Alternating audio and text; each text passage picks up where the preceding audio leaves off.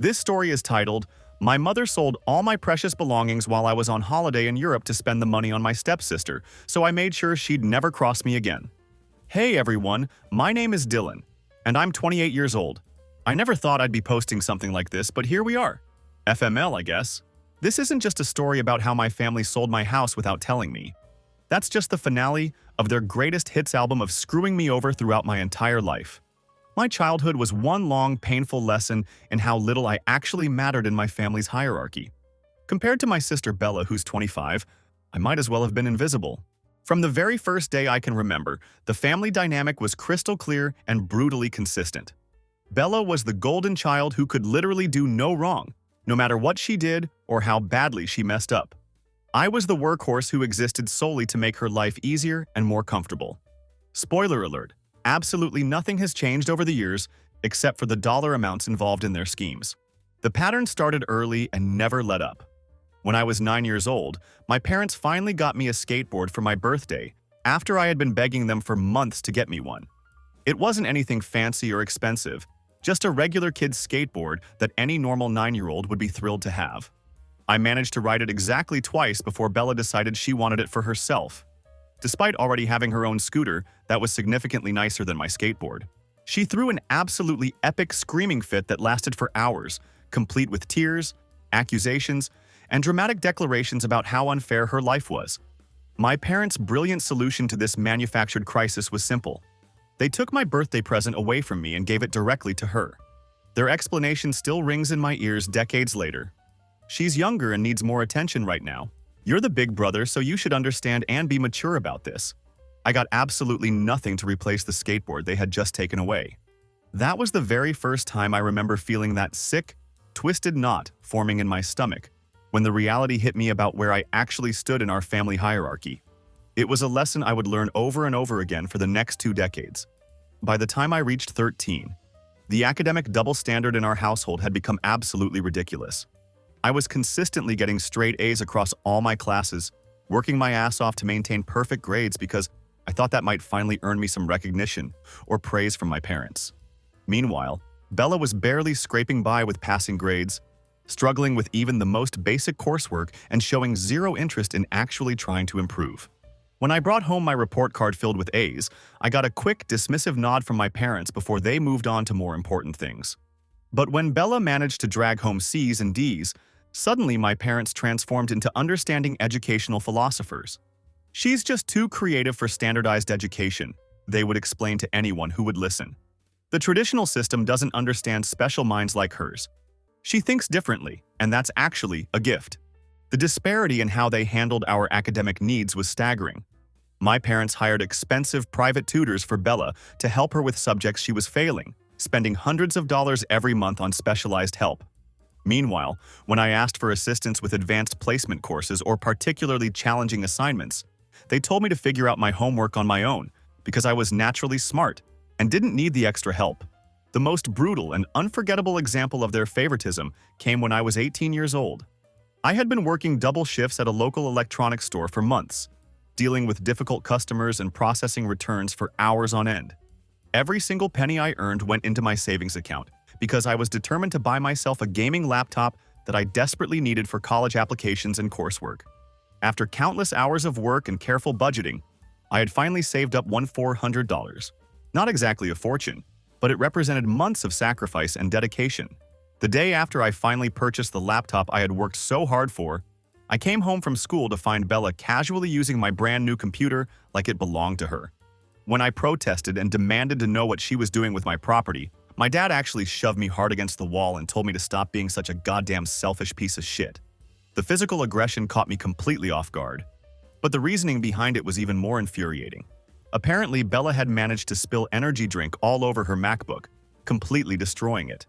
This was actually her 4th MacBook that year, because she had a habit of being careless with expensive electronics, and my parents always just bought her new ones without question.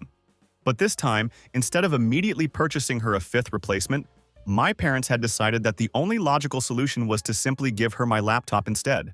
My mother's justification for this theft was absolutely mind-blowing.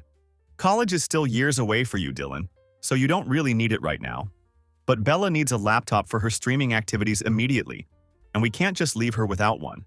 I ended up having to use the ancient family desktop computer that crashed every 15 minutes and took forever to load even the most basic programs, while Bella enjoyed my brand new laptop for her pointless social media activities.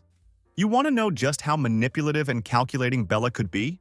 When I was 16 years old, she got caught red-handed shoplifting jewelry from the local mall.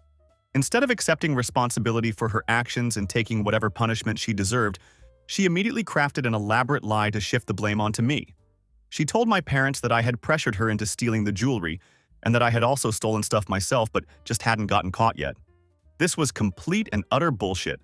I had a rock-solid alibi because I was at debate club practice when she was at the mall committing her crimes.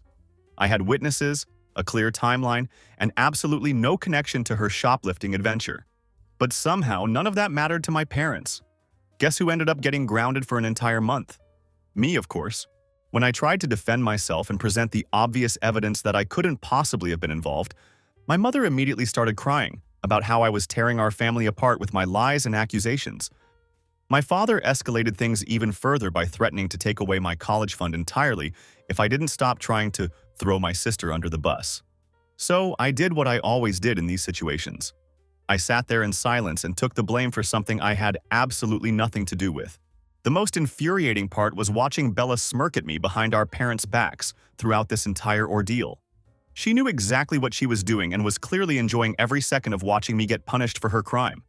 She had successfully manipulated the situation to not only avoid consequences, but actually benefit from the chaos she had created. The manipulation didn't stop there, though. She even had the absolute nerve to ask me to help her with her homework assignments while I was grounded for her shoplifting. And you know what? I actually did it. Because saying no would have just made my situation even worse. It was a classic Bella move. Create the problem, blame someone else for it, and then benefit from the fallout while the scapegoat suffers. Looking back, I can admit that I was pathetically weak during those years. I was always caving to pressure, always saying everything was fine when it absolutely wasn't, and always accepting blame for things that weren't my fault. But when you're a teenager living under that kind of psychological manipulation, standing up for yourself feels impossible. There's a special kind of twisted pride that parents like mine take in teaching their son to be selfless, which really just means having no sense of self-worth at all. I had been guilt-tripped so many times throughout my childhood that I basically came pre-guilt-tripped to every family conflict. The pattern was depressingly simple. Bella would want something that belonged to me. I would initially say no, my parents would make me feel like absolute garbage for being selfish, and eventually I would give in to make the guilt stop. Then, everyone would shower Bella with praise for whatever accomplishment she had achieved using my belongings or money, and the cycle would start all over again. This continued until I was completely dead inside emotionally, just going through the motions of family life without any real sense of personal identity or self-worth. These weren't isolated incidents or occasional conflicts. This was my entire existence for as long as I could remember. The message from my family was consistently clear. Bella was entitled to anything she wanted, including my possessions, my money, and eventually, as you'll see later in this story, my freaking house. The real tragedy was that while they were systematically conditioning me to hand over everything I worked for, they were calling it being a good brother. Yeah, I was such a good brother that I had become nothing more than a non-player character in Bella's life story. My only role in the family was to work hard, earn money, and then hand everything over to her whenever she decided she wanted it. Fast forward to adulthood, where I was determined to build a life that my family couldn't interfere with or manipulate. I busted my ass through college, working 35+ hours a week while simultaneously taking a full course load of challenging classes. It was absolutely exhausting, but I was determined to prove that I could succeed on my own terms without relying on anyone else. My parents provided basic tuition assistance, but that was the extent of their support. Everything else, food, textbooks, housing, transportation, and all other living expenses, came directly out of my own pocket from the money I earned at my various part-time jobs. Meanwhile, Bella received a fully funded ride through an expensive private university, complete with a luxury apartment, a brand new car, and an extremely generous monthly spending allowance that covered all her social activities and shopping sprees. After graduation, I managed to land a position at a prestigious consulting firm where I worked incredibly hard to prove myself and advance my career. Through years of dedication, long hours, and consistently excellent performance, I eventually worked my way up to senior project manager. Finally, I was making genuinely good money, enough to afford the kind of life I had always dreamed of having. I bought myself a beautiful house in Chicago and treated myself to a BMW. These weren't purchases made to show off or impress anyone else. They were symbols of my independence and proof that for once in my life, I could have nice things without worrying about someone taking them away from me. After decades of having my possessions redistributed to Bella whenever she wanted them, owning things that were truly mine felt incredibly liberating. But despite my financial success and geographic distance from my family, the fundamental dynamic between us hadn't changed at all. Bella, now 25 years old, still possessed the business sense of a goldfish, but maintained the unshakable confidence of a Fortune 500 CEO. Her post-college career consisted entirely of a series of supposedly visionary startup ventures that were nothing more than expensive disasters waiting to happen. And guess who was expected to fund these brilliant business ideas? Me, of course. The first catastrophe was her innovative bakery that would completely reinvent the pastry experience for modern consumers. When she initially approached me about investing, I firmly refused, having learned from years of experience that Bella's grand plans rarely worked out as advertised. But my parents immediately launched a coordinated pressure campaign that lasted for several weeks. My mother kept sending me business articles about bakery profit margins and the growing market for artisanal baked goods. Bella presented me with what appeared to be a detailed and professional business plan, complete with financial projections that seemed plausible to someone like me, who had no experience in the food service industry. They both promised that I would get my entire investment back plus an 18% return within just 1 year. And they even had me sign a contract that supposedly guaranteed repayment. After enduring weeks of constant pressure and manipulation, I reluctantly agreed to invest $30,000 of my hard-earned money into Bella's bakery venture. I told myself that maybe this time would be different, that maybe she had finally matured enough to run a successful business, and that the detailed planning she had shown me indicated she was taking this seriously. The bakery managed to stay open for exactly 11 months before closing, due to what Bella described as unexpected market conditions. In reality, she had never bothered to research the fact that there were already 4 other established bakeries within easy walking distance of her location. When I brought up our signed contract and asked about getting my money back, Bella claimed that all the business assets had been liquidated to pay outstanding debts, so there was absolutely nothing left to return to me. My parents suggested that I should be patient and understanding, assuring me that Bella would definitely pay me back once she got back on her feet financially. That conversation happened 5 years ago, and I'm still waiting for my first penny of repayment. The second financial disaster came in the form of Bella's real estate venture. She had apparently been watching house-flipping shows on television and had convinced herself that she was now an expert in property investment and renovation. She claimed to have found a severely undervalued townhouse that represented an incredible investment opportunity that was too good to pass up. What she failed to mention, or more likely failed to investigate, was that the property was undervalued specifically because it had serious electrical issues that she completely missed during her cursory inspection. This time, she came to me much more prepared than before, armed with what appeared to be legitimate contractor quotes and professional market analyses that looked incredibly convincing and official. I later discovered that most of these documents were either completely fabricated or heavily manipulated to support her predetermined conclusions. My parents once again insisted that this was absolutely a sure thing, and that real estate was always a safe investment that never really lost value over time. After enduring weeks of relentless pressure and manipulation, I eventually agreed to loan her $45,000, once again with a written agreement that supposedly guaranteed repayment with interest. 7 months later, the entire project collapsed spectacularly when the actual renovation costs ended up being triple what Bella had originally estimated. The electrical problems she had missed turned out to be far more extensive than anyone had anticipated, and the contractors she had hired were either incompetent or dishonest. The property eventually sold at a significant loss, and when I asked about getting my money back, my mother immediately started crying about how Bella was trying her absolute best and how family members should support each other through failures and setbacks. I never saw a single penny of that $45,000 returned to me. The third financial catastrophe was Bella's fashion boutique venture.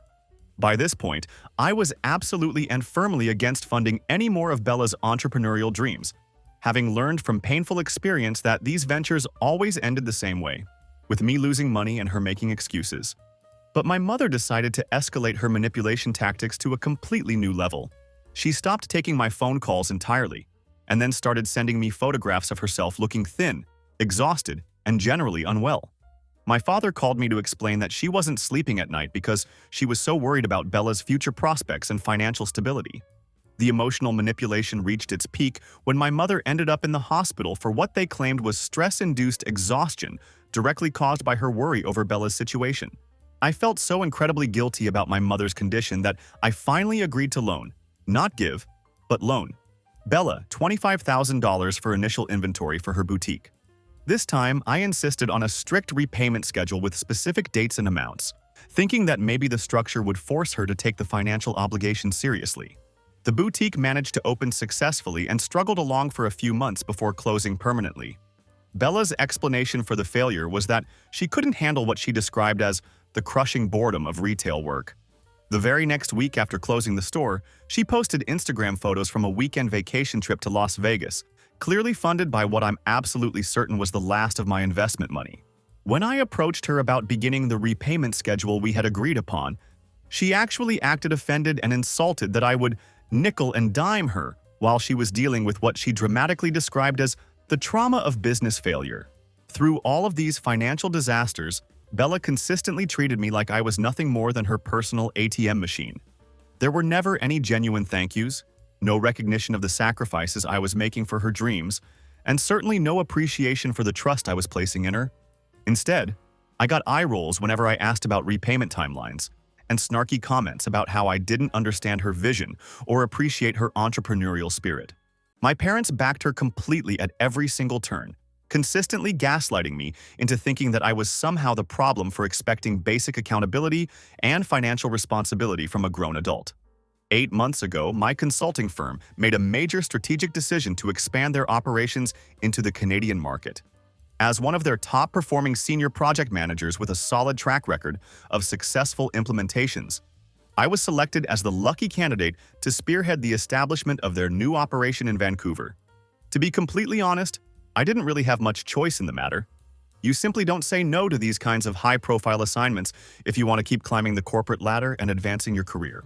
The promotion came with a very nice salary bump to $420,000 annually. So, despite my reservations about leaving my comfortable life in Chicago, I agreed to the 7-month relocation assignment.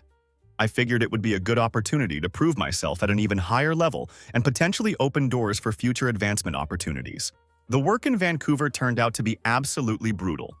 I was putting in 85-hour weeks dealing with complex local regulations, navigating unfamiliar bureaucratic processes, hiring and training an entirely new staff, and essentially setting up a complete business operation from absolute scratch. I lived in a depressing corporate apartment that felt more like a hotel room, surviving primarily on Chinese takeout and maybe 3 hours of sleep per night. But despite the grueling conditions, I managed to get the job done successfully. The new Vancouver branch became operational ahead of schedule, was turning a profit within months, and I was finally heading back home to my house in Chicago and my normal life. The taxi pulled up to my familiar street, and the first thing I noticed was that my BMW wasn't parked in its usual spot where I always left it. This seemed strange, but I wasn't immediately alarmed because I figured maybe my parents had moved it into the garage for safekeeping or had taken it to a dealership for maintenance while I was gone. It seemed like the kind of thoughtful thing they might do to help take care of my property while I was working abroad. Then I walked up to my front door and tried to use my key. It didn't work. The locks had been completely changed. That's when the alarm bell started blaring loudly in my head, and I began to realize that something was seriously wrong.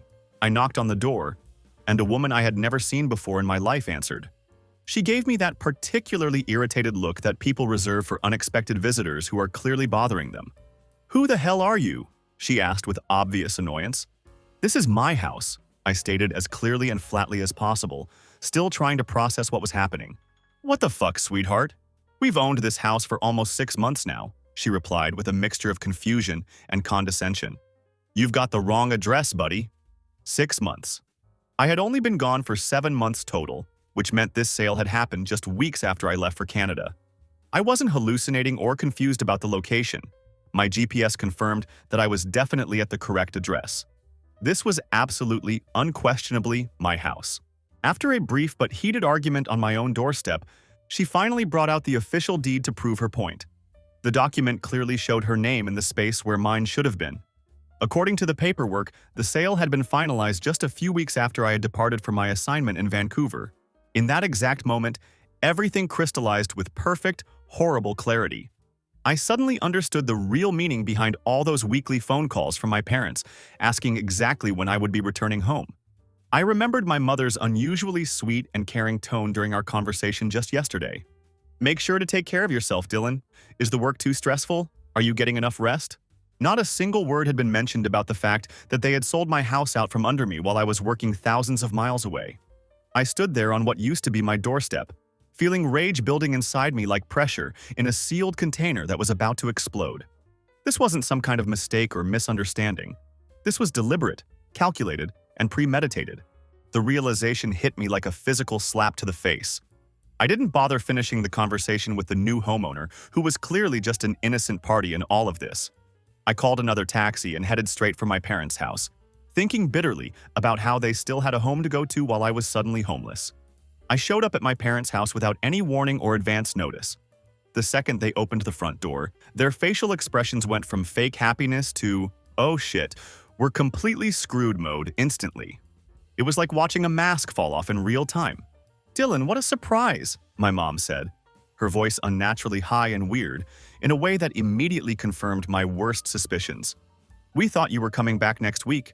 I didn't bother with pleasantries or small talk. I just pushed past them into the living room, my anger barely contained. "You sold my house," I stated flatly, watching their reactions carefully. They exchanged this quick, telling look between them. It wasn't confusion or shock at my accusation. It was the unmistakable look that people give each other when they've been caught red-handed doing something they know is wrong. "Dylan, calm down," my mom said, in that patronizing voice I've heard my entire life. The one she always used when she was about to gaslight me into accepting something unacceptable. "It's not what you think." "Oh, really? Because I think you sold my house and my car behind my back while I was working in Canada," I replied, my voice getting louder. "So please, enlighten me about what I'm missing here." My dad stepped forward, trying to take control of the situation with his usual authoritative approach. "We were going to tell you about this," he said, as if that somehow made it better. "We just temporarily borrowed against your assets to help with the family situation. In a few months, we'll be able to get everything back to you." "Borrowed?" I couldn't believe what I was hearing. "Are you absolutely serious right now? You sold my house. There's a complete stranger living there with her name on the deed. Where the hell is my car?" They hesitated for a long moment, clearly trying to figure out how much of the truth they could get away with revealing. Finally, my dad muttered reluctantly, "We sold your house and your car to raise $950,000 for Bella to invest in the stock market." And there it was. The truth I had been dreading but somehow already knew was coming. "Of course it's for Bella," I said, feeling that familiar mixture of rage and resignation. "It's always for Bella, every single time. My entire life, everything I own gets handed directly to her. Bella has real potential in the financial markets," my dad snapped defensively, as if that justified grand theft. "As her brother, you should want to help her succeed instead of being so selfish about money. This time she'll actually make a profit," he continued. "This time will be different." "This time? How many times have we done this exact same thing?" I demanded. "How many times have you taken my money for her supposedly genius ideas that always fail spectacularly? Where are all these amazing returns I was promised over the years?" My mom jumped into the conversation, fake tears already beginning to form in her eyes like they always did when she was losing an argument. "This isn't Bella's fault," she insisted. "She's just had some bad luck with her previous business ventures." "Bad luck?" I laughed bitterly. "She's completely incompetent at business and you both know it. Where is she right now? I want to talk to her immediately." "She's not here," my dad said way too quickly, which told me she was probably hiding somewhere nearby. "Call her right now," I demanded. As my dad reluctantly pulled out his phone to make the call, I laid down my ultimatum as clearly as possible. "You have exactly 1 week to return my house and my car to me. If you don't, I'm going directly to the police and taking all of you to court for fraud and theft. And this time, I'm absolutely not backing down like I always have before. You're all going to jail." My dad's face turned red with anger and he got right up in my face. "You ungrateful piece of shit," he snarled. "After everything we've done for you over the years, this is how you repay us?" "Done for me?" I shot back. "Name one single thing you've ever done that wasn't ultimately for Bella's benefit. Just one thing." My dad stood there with his mouth open, clearly struggling to come up with even a single example. Nothing came out. That's exactly what I thought, I said. Sorry for the confusion all these years, but you actually only have one child. Bella. I'm just the ATM machine you hit up whenever she needs more cash for her latest failure. Right at that moment, we heard the front door slam shut. Bella had arrived, and she was about to walk into the confrontation she had been trying to avoid. Bella walked into the house carrying her ridiculously expensive designer purse that probably cost more than most people's monthly rent. She put on this completely fake, surprised expression when she saw me standing there, acting like she hadn't been texting back and forth with our parents this entire time, coordinating her arrival and probably getting updates on how the confrontation was going. "Dylan, you're back early. How was Canada?" she asked in that sickeningly sweet, fake voice she always used when she wanted something from me or was trying to manipulate a situation. "Cut the crap, Bella. I know exactly what you did," I said, completely done with playing games or pretending this was a normal family reunion. Her entire demeanor changed instantly, like a switch had been flipped. The fake sweetness disappeared and was replaced by her true personality. "Oh my God, are you seriously making such a big deal about this?" she said with obvious irritation. "It's just a house. You can easily buy another one with your salary. Stop being so dramatic about everything." I couldn't believe what I was hearing come out of her mouth. Just a house? My house, my car, $950,000 of my money that I worked years to earn. Stop being dramatic. She rolled her eyes at me like I was some annoying child throwing a tantrum over nothing. "It's obviously an investment," she said with that condescending tone she always used when explaining things to people she considered beneath her. "I'm going to at least triple that money in the stock market. You should actually be thanking me for letting you in on this incredible opportunity." "Letting me in?" I was seeing red at this point. "You stole from me, Bella. This is theft, plain and simple." "We didn't steal anything," she snapped back, clearly getting angry that I wasn't just rolling over and accepting this like I always had before. "Mom and Dad are listed as co-owners on your house deed, remember? You added them for estate planning purposes or whatever stupid reason a few years ago." She was right about that part, and I immediately regretted that decision. I had added them to the deed as co-owners for estate planning purposes, figuring it was just a harmless legal formality since I still lived there and paid all the bills, utilities, taxes, and maintenance costs. While I owned 65% and they owned 35%, selling the house still required signatures from all owners, according to the legal documents. That's exactly why they had gone through the elaborate trouble of forging a power of attorney document that would legally allow them to become me for the transaction and override my ownership rights without my knowledge or consent. "That doesn't give anyone the right to sell my home without telling me," I said, trying to maintain some control over my anger. Bella had the absolute nerve to actually smirk at me when I said that. "Actually, legally, it kind of does give us that right," she said with obvious satisfaction. That's when everything suddenly clicked into place for me. This wasn't just Mom and Dad's idea, was it? This was your plan all along, and they were just helping you execute it like they always do. "They were helping me like they always do," she said with a casual shrug, as if orchestrating the theft of nearly $1 million was no big deal. "Like you should be doing too, because that's what family's supposed to be for. To help each other succeed. Unless you're just too selfish to care about anyone but yourself. Family doesn't steal from each other and then call it helping," I replied, my voice getting louder. She actually laughed directly in my face. "Oh please, it's not like you can't afford to lose it. You make what, $500,000 a year? Stop being such a cheap ass about money. This could finally be my big break in life." That's when I completely lost it. Like the bakery was supposed to be your big break? Or that real estate disaster? Or that boutique that lasted exactly 4 months before you got bored? How many big breaks and second chances do you think you need before you finally admit that you're just completely incompetent at business? "Those failures weren't my fault," she shouted back. "The market conditions were bad, my employees were incompetent, the location was wrong. There were external factors I couldn't control. It's never your fault, is it?" "Nothing ever is," I said. "You fail at literally everything you attempt because you don't actually work at anything. You just expect everyone else to hand you success on a silver platter." Bella stepped right up to me, getting in my face aggressively. "You think you're so much better than me just because you got lucky with your boring corporate job? Lucky?" I couldn't believe her audacity. "I worked 35-hour weeks through college while you were partying on Mom and Dad's dime. I built my entire career from scratch while you were burning through my money on your ridiculous business ventures." My mom tried to jump in with some kind of peacekeeping nonsense, but we both completely ignored her because this confrontation had been building for years. Bella jabbed her finger directly at me. "You know what your real problem is? You're just jealous. You've always been jealous that mom and dad love me more than they love you." The room went completely dead silent. Even our parents looked uncomfortable with how brutally honest she was being. "Wow," I said after a moment. "At least you finally said the quiet part out loud." "I'm not going to apologize for being the favorite child," she continued, looking smugger than I had ever seen her. "Maybe if you weren't such a miserable, boring person all the time, they would care about you too." I turned directly to my parents, who were standing there looking extremely uncomfortable with the brutal honesty their golden child had just displayed. "You hear this? This is exactly what you created with your favoritism over all these years."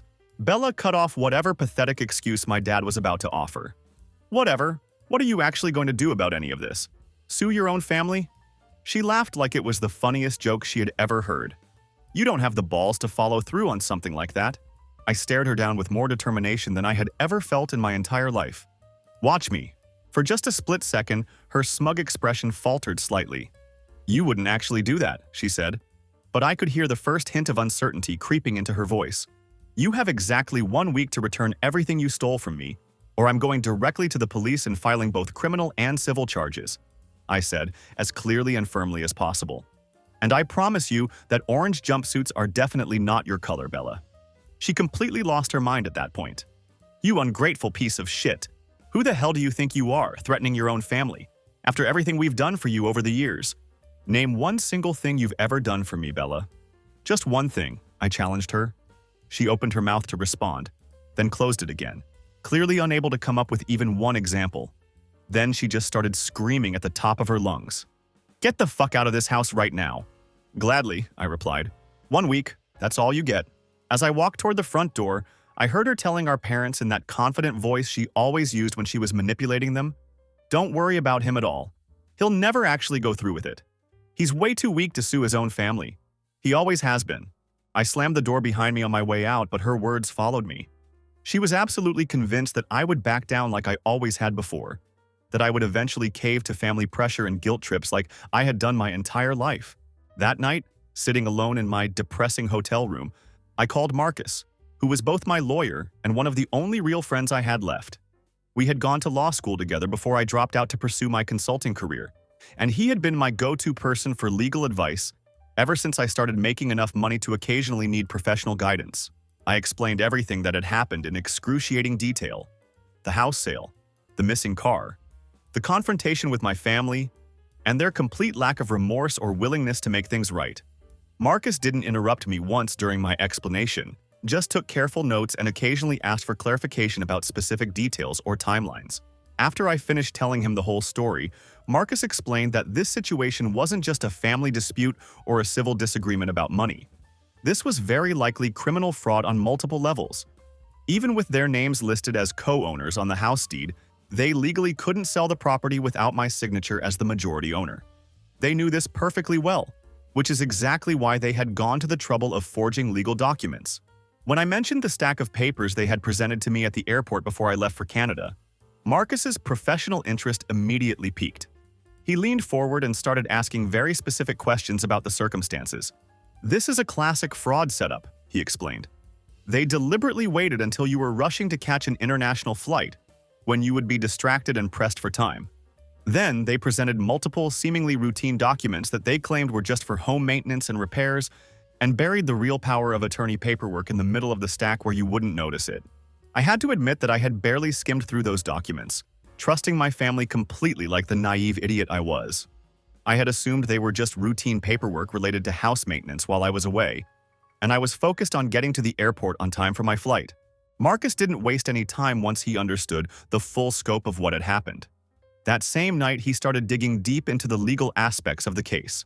He pulled property records, sale documents, and tracked down the notary public who had certified all the paperwork. The timeline that emerged was absolutely damning and showed clear premeditation.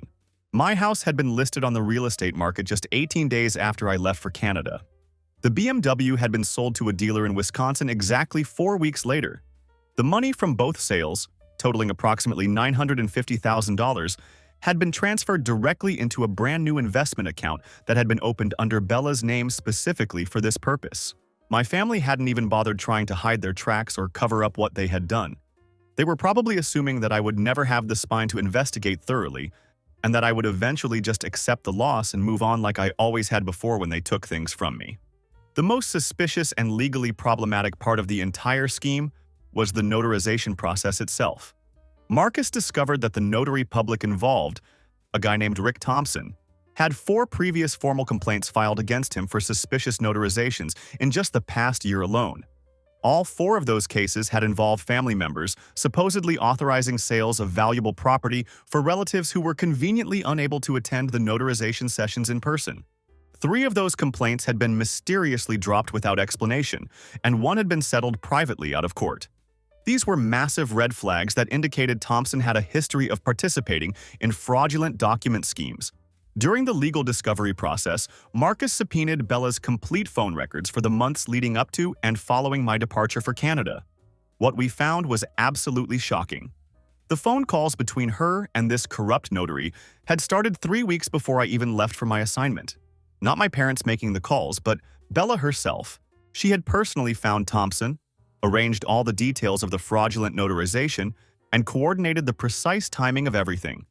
There were also dozens of text messages between her and my parents discussing exactly how to present the legal documents to me at the airport and specific strategies for making sure I didn't read through them too carefully or ask too many questions.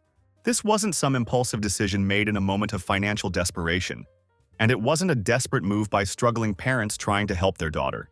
This was a carefully premeditated theft that had been planned and orchestrated weeks in advance, with Bella serving as the criminal mastermind behind the entire operation. The next morning, I told Marcus to file the lawsuit immediately. No more warnings, no second chances, no family meetings to discuss the situation or try to work things out amicably.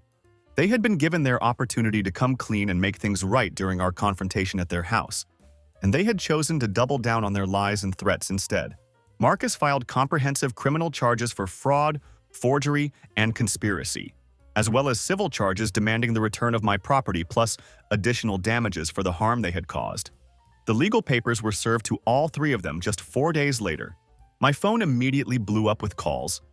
First, my parents called back-to-back over and over again, then Bella started calling, and then various extended family members who had apparently been contacted and told some version of the story. I blocked my parents' and Bella's numbers completely, but I did answer when my Uncle Stefan called me. He tried to give me the predictable, but they're your family guilt trip that I had been expecting from various relatives. So I asked him a simple question. What would he have done if his own father had sold his house and given all the money to my dad, without telling him or getting his permission? His immediate silence told me everything I needed to know about how ridiculous his argument was.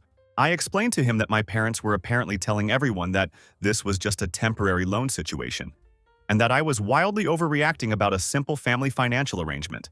I invited him to attend the trial proceedings if he wanted to hear the actual truth firsthand and see all the evidence of deliberate fraud and forgery. About a week after they were all officially served with the legal papers, I was leaving my temporary apartment when I spotted my parents' car parked directly across the street. They had apparently been waiting there for me to come outside.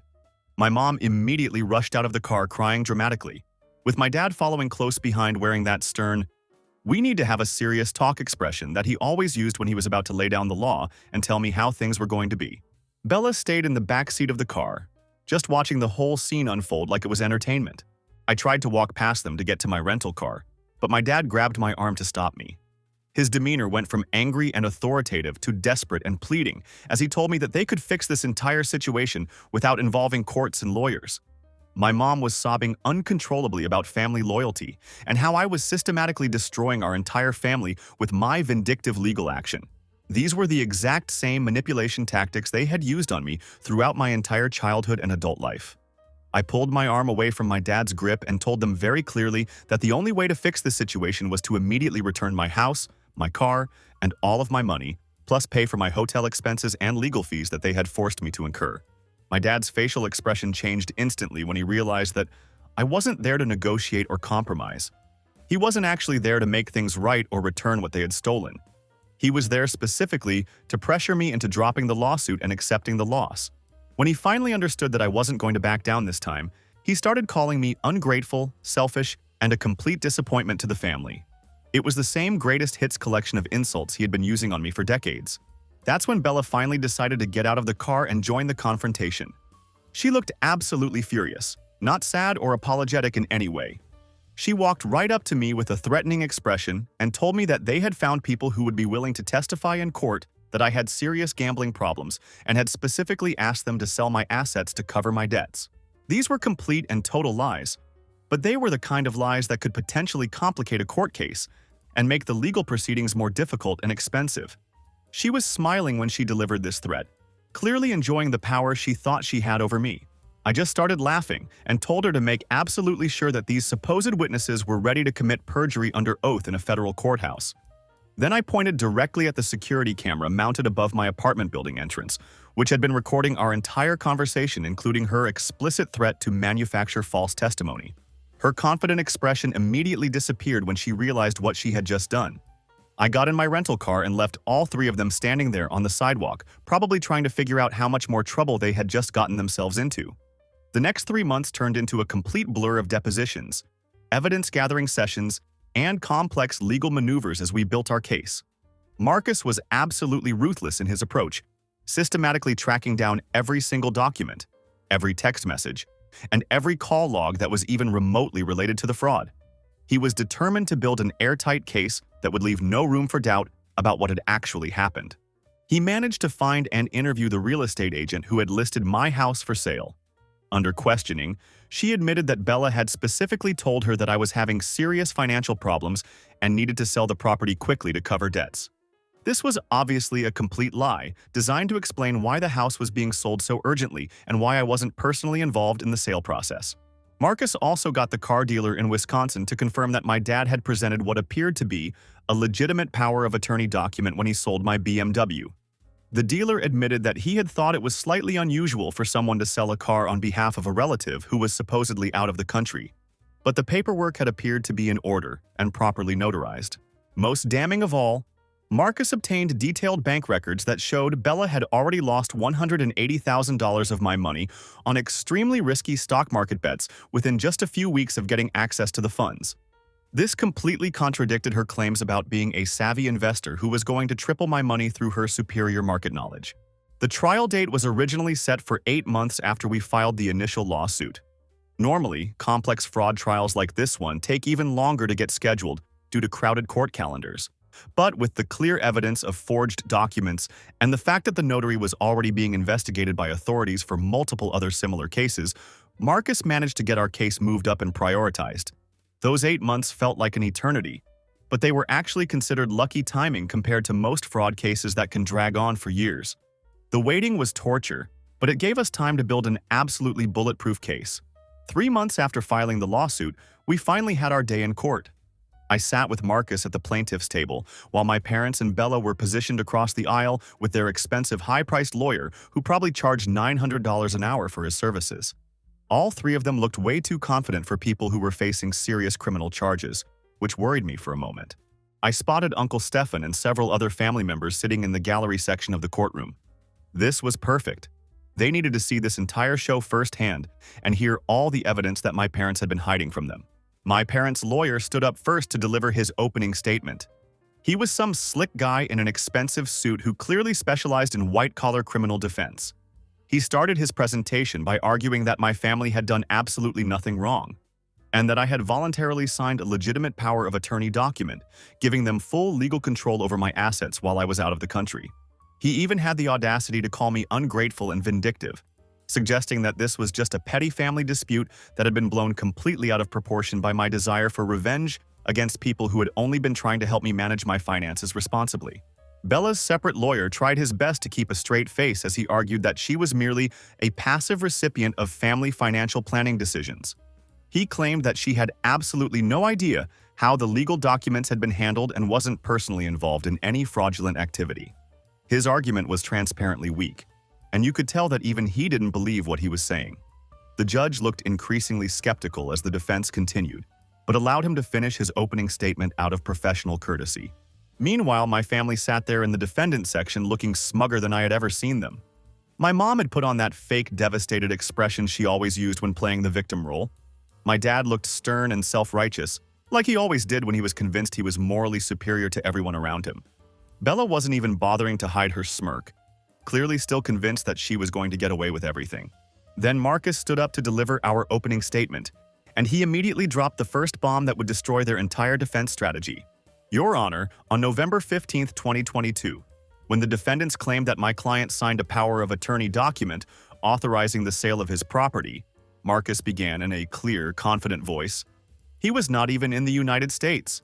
He was in Canada on a 7-month business assignment that had begun a full week earlier. The courtroom atmosphere immediately became tense and quiet. Even the judge leaned forward with obvious interest, clearly recognizing the significance of what Marcus had just revealed. The notarized power of attorney document is therefore completely invalid, Marcus continued. Furthermore, the notary who certified this document engaged in fraudulent conduct, which is a serious criminal offense under federal law. Right on cue, as if Marcus had choreographed it perfectly, the courtroom doors opened and 2 police officers walked in, escorting Rick Thompson, the corrupt notary, in handcuffs. My parents' faces went completely white with shock.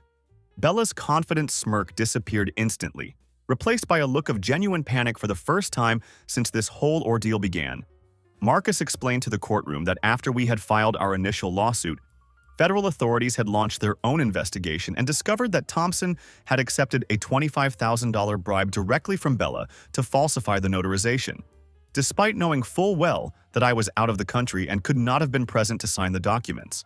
He then presented a devastating collection of evidence that painted a clear picture of premeditated fraud.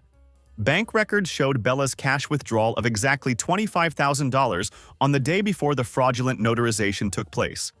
Email correspondence between her and Thompson revealed them arranging every detail of the illegal scheme. Most damning of all were the text messages she had sent to my parents that showed her role as the mastermind behind the entire operation. "Don't worry, I found someone who will do it," one text message read. "Dylan will never know what happened. By the time he gets back from Canada, everything will be done and we'll have all the money." When the judge questioned Thompson directly, he admitted to everything without hesitation. He confessed that Bella had paid him directly and had personally coordinated the entire fraudulent notarization process. He tried to cover his ass by claiming that he had actually called me to verify my identity before proceeding, and that I had mentioned being in Canada during that phone conversation. That part was technically true. He had called me about what he described as routine document updates while I was working in Vancouver. But he had deliberately misled me during that call, asking vague questions that seemed related to my work abroad, while actually documenting supposed proof that he had spoken to me about the power of attorney authorization. He had deliberately and systematically misled me during that phone conversation, asking seemingly innocent questions about my work situation while actually creating false documentation that he had properly verified my identity and consent for the property sale. My dad completely lost his composure when Thompson pointed the finger directly at Bella as the orchestrator of the scheme. He suddenly yelled out something about being the one who had actually paid Thompson, essentially admitting to the bribery himself in open court. The judge immediately threatened to hold him in contempt if he didn't shut up and control himself. The evidence just kept piling up in our favor as Marcus systematically destroyed their defense. He presented the real estate listing that had gone live just 3 weeks after I left for Canada, proving the premeditated timing of their scheme. He showed detailed bank statements documenting how the $950,000 from my house and car sales had been transferred directly into a brand new investment account that had been opened specifically under Bella's name. He even had comprehensive screenshots of Bella's actual trading activity, which showed that she had already lost almost $180,000 on incredibly risky and poorly researched stock bets within just a few weeks of getting access to my money. By the time we went to court, there was approximately $770,000 of my original money still remaining in the account. The courtroom was absolutely dead silent by the end of Marcus's presentation. The family members sitting in the gallery looked completely stunned by the mountain of evidence they were seeing for the first time. My parents looked utterly defeated, like people who had finally realized they were completely screwed. But Bella, she just looked pissed off, not sorry or scared, just furious that she had been caught and exposed. Not remorseful about what she had done to me, not apologetic about the years of theft and manipulation, just angry that her scheme hadn't worked out the way she had planned. The verdict came down much faster than I had expected. The judge didn't waste any time once he had reviewed the overwhelming mountain of evidence that Marcus had presented. My parents were found guilty on multiple counts of financial fraud and document forgery, which wasn't exactly surprising, given that their fingerprints were literally all over the fake documents and they had been caught paying bribes to corrupt notaries. Their sentence was harsh but appropriate: 9 years in federal prison each, Plus, they were ordered to pay me $1.4 million. This included the original $950,000 they had stolen from me, plus an additional $450,000 in penalties, punitive damages, and legal fees. The judge also ordered their house and all remaining assets to be immediately seized and liquidated when they inevitably couldn't come up with the cash to pay the judgment. It turned out they had already spent a significant chunk of my money on Bella's failed investments and their own personal expenses, apparently assuming that I would never find out about the theft, or would never have the courage to fight back legally. Whoops! That assumption turned out to be very expensive for them. Bella got hit even harder than anyone had expected, including our legal team. She received 6 years in federal prison for fraud, conspiracy, and bribing a notary public. The prosecution made a huge deal about her text messages that clearly showed she had orchestrated the entire criminal scheme from the beginning. The judge was clearly not impressed by her "Dylan will never know" attitude and her complete lack of remorse throughout the proceedings. The cherry on top was an additional 4 years of probation after her prison sentence, plus a $120,000 fine. The look of absolute shock and rage on her face when they read her sentence was almost worth losing my house in the first place. Almost. Rick Thompson, the corrupt notary, got 12 years in federal prison and permanently lost his professional license. It turned out that my case wasn't his first rodeo with fraudulent notarizations. During the investigation, prosecutors discovered 3 other cases where he had participated in similar illegal schemes involving forged property documents. 4 strikes, and you're definitely out, buddy.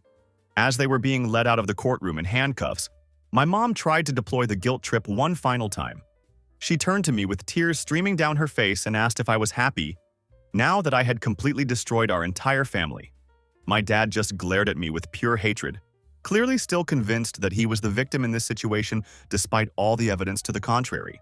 Bella, true to her character until the very end, didn't apologize or show even a hint of remorse for what she had done to me. Instead, she muttered something under her breath about how she should have taken even more money when she had the chance. Even while facing years in federal prison, she couldn't bring herself to admit that she had done anything wrong. It was classic Bella behavior.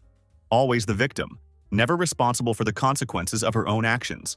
The extended family reactions were exactly what you would expect from people who had been fed a completely different version of events. About half of my relatives stopped talking to me entirely, apparently believing that I was some kind of monster who had vindictively destroyed his own family over money. The other half split between those who said, "You did what you had to do," and those who kept asking, "How could you do this to your own parents?" Uncle Stefan turned out to be surprisingly supportive once he learned the actual facts of the case. It turns out that my parents had borrowed significant amounts of money from him over the years and had never paid any of it back, always coming up with excuses about temporary financial difficulties. Funny how that pattern of behavior works. Once you start stealing from family members, it becomes easier to justify doing it to others. 4 years have passed since the trial ended, and I'm doing absolutely fine. I bought myself a new house with only my name on the deed this time. Lesson definitely learned about adding family members to property documents. I also got a significant promotion at work that came with a substantial salary increase and better benefits. My parents are still serving their sentences in federal prison with about 5 years remaining before they're eligible for parole. They send me occasional letters that alternate between asking for forgiveness and blaming me for ruining their retirement, depending on what mood they're in during any particular week. I stopped reading those letters after the first year because there was never anything new or meaningful in them, just the same manipulation tactics they had always used. Bella was released early on good behavior after serving 4 years of her 6-year sentence. The last I heard, through family gossip, she's currently living with some distant cousin and is apparently trying to start yet another business venture. This time, it's something involving artisanal dog accessories or some other ridiculous niche market. I'm absolutely certain that she's managed to find someone else to bankroll this latest scheme, because people like Bella always seem to find new victims to exploit. I don't spend much time thinking about what happened anymore. To be honest, I've built a small but solid circle of friends who know the complete story and don't judge me for the decisions I made. The holidays are definitely quieter now, but there's something genuinely nice about not having to dread family gatherings where I would inevitably get pressured to fund Bella's latest guaranteed-to-fail business idea. Do I regret taking my own family to court and sending them to prison? Not for a single second. Sometimes blood really isn't thicker than water. Sometimes it's just the stuff that gets spilled when someone you're supposed to trust stabs you in the back. The way I see it, I didn't actually send my family to jail for their crimes. They sent themselves there when they made the deliberate decision to commit fraud, forgery, and theft against someone who had trusted them completely. I just made sure they faced the same legal consequences that any other criminals would face for committing the same crimes against a stranger. The fact that we shared DNA didn't give them the right to steal nearly $1 million from me and expect to get away with it. So yeah, I'm that guy who sent his entire immediate family to federal prison. But if you had been played for $950,000 by the people who were supposed to love and support you more than anyone else in the world, you would probably do exactly the same thing I did. Thanks for all the insane support on this post. I honestly didn't expect this story to blow up the way it has. For everyone who's been asking specific questions in the comments, yes, I filed both criminal and civil charges against all of them. My lawyer Marcus was absolutely ruthless in his approach, and the evidence we gathered was completely airtight. No, I don't talk to anyone in my immediate family anymore, and that includes the cousins and other relatives who tried to play neutral during the whole ordeal. As far as I'm concerned, you either stood with me when the truth came out, or you stood with people who committed serious crimes against me. There's no middle ground on something like this. The answer to whether I would do it all over again is simple. Absolutely, without hesitation. Some people might think that family loyalty should trump everything else, but I believe that family members should be held to higher standards of behavior, not lower ones. When the people who are supposed to protect you are the ones trying to destroy your life, you have every right to protect yourself by any legal means necessary.